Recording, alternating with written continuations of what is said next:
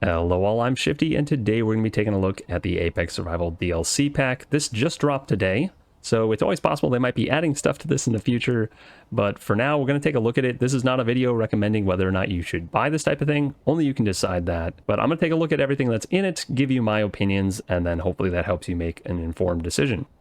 As usual, I have gone ahead and broken up the blocks into 3 different categories. In the gray area here, we have blocks that I consider purely cosmetic. The yellow tier contains blocks that are almost identical to their vanilla counterparts. However, they do have a few changes. Not all of them do, but some of them, for example, have slightly different mounting points. All the conveyor access points are exactly the same, but where you can attach blocks are different. And for example, for the little detectors here, the ore detectors, the air tightness is slightly different. And then of course the red tier includes blocks which are significantly different from their vanilla counterparts. These are going to let you build in very different ways, different setups, different dimensions. They have attachment points in different locations, which is the primary difference for most of them. Functionally, they are the same. However, because they have conveyor access in new locations, it lets you really build differently with them. And of course, I've thrown together a few of my favorite use cases for these things, but we'll look at those at the end of the video. Starting off in gray tier, our first set of blocks are these beautiful conduits. These are purely decorative. They do give off a little bit of light. I'll show the lighting later. You can see you can arrange these however you want. They do combine nicely. And I imagine this is one of those sets that's going to get updates in the future where they add missing curves and things like that, because I'm sure there's some that are missing. They also have this nice light block, which I guess is technically kind of functional. Moving on from those, we've got a few new aquarium style blocks. These are the Inset Desert Terrarium and Inset Forest Terrarium. These are beautiful new blocks. And of course, like the fish tank, they are set up with a nice half width back, so it fits into the half walls as well. Last of the 3 inset blocks is the planter, and I really like this one. This one's airtight on all sides, which is great. So you can use it in your walls and whatnot, see through them, so it doubles as a window, and it grows these little plants in there. These are not things you can actually pick, but it is just a decorative, nice rotating block. And in addition to it just looking great when it's welded all the way up, this is something I like to mention about at least one block in each update, but they do a really good job with the ground down states. So this is the first ground down state. It still looks really cool. You could use that for decoration. This one, it's probably my favorite state. It's got this barrel on the inside, and it is different on all 3 sides. If you happen to have the heavy industry DLC as well, this looks great with the pipe cap. The pipe cap here. Can I get the color right? There we go. So that would look good on there. You can actually place this and then grind it down and it'll look good. It also looks good with the columns from the same set, heavy industry. And look at the front here. I kind of like this. That looks like a vault door for sure. If you just slap that on the front of the planter. And if you put it on the back or something, I'm calling that the back. I don't know if it actually is the back. But it also looks good that way too. The textures just go really well together. So I'm glad that they have things like that lining up. And it's something I like to point out every time we have one of these DLCs. In addition to looking really cool during daylight, those 3 blocks back there, those inset blocks, also look great at night because they are light sources. So we're going to just switch real quick to night. You can see that the sparking thing gives off a little bit of light. That is a regular light. And then of course these are lights too. And these are configurable if you go into your menu. So you can use these to kind of light a corridor or a hallway or your entire room if you like. I think they look really nice this way. So I just wanted to show that off real quick. Moving back into daylight, we have our storage bin blocks. There are 3 versions of these. The single bin, which is 500 liters, triple bin for 1,500, and then this one here, which is 4,000.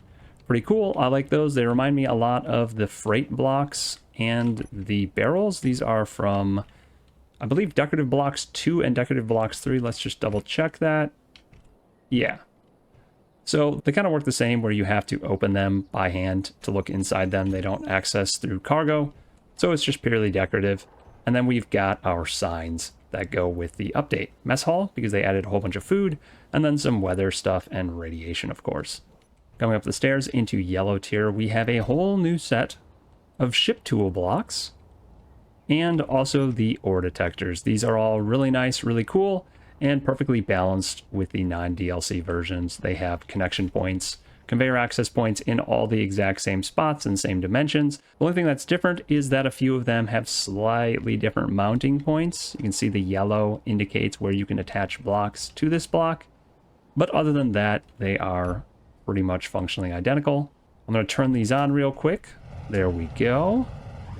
Everything's going. Those don't really do much. These do spin, which is pretty nice looking. And then, of course, you have the same thing for large grid. You have new blocks. And these ones are exactly identical to their vanilla counterparts. For the DLC ore detectors here, you can see that the only difference is the blue indicated air tightness. The DLC doesn't have air tightness on its sides, whereas the vanilla version does. And the same is true for the large grid. Airtight on the bottom, but not on the sides. They look really cool though, and once again, they function exactly the same as the vanilla versions. Next, we're going to move into what I consider the best blocks for this DLC. We're going to start over on this end with the half-width blocks for our oxygen and our algae farms. You can see this is the vanilla oxygen farm. It's very nice. Functionally, they are identical as far as output and sun alignment. However, the attachment points and the air tightness are different. You can see this one's only airtight on the bottom, and it has an attachment point right there. This one is airtight along the entire backside, and the attachment point is in the middle on the back, which is very interesting. It allows you to do some really nice setups with this. And the same is true air tightness and attachment point wise for the algae farm. I really love the way this one looks. I like that they made these ones vertically, so you can set this in a wall and it'll look great. The last blocks we have to look at are the survival kits, and these are my absolute favorite from this set for a couple reasons. First of all, their connection points are different. So the connection points are on the tops and bottoms for these ones. They have the same orientation relative to each other. So if you flip this one on its side, it would act exactly the same as that one. So technically it's just kind of a reskin as far as connection points are, but the way it looks is going to be way nicer if you put this in vertical as opposed to that one. And then there's one more feature with these. Aside from air tightness, which this one is airtight on the top, back, and bottom, whereas these guys are only airtight on their bottoms. And the air tightness for these ones is a bit complicated. I guess I'll just show you. This one's basically just not airtight right on the front window there.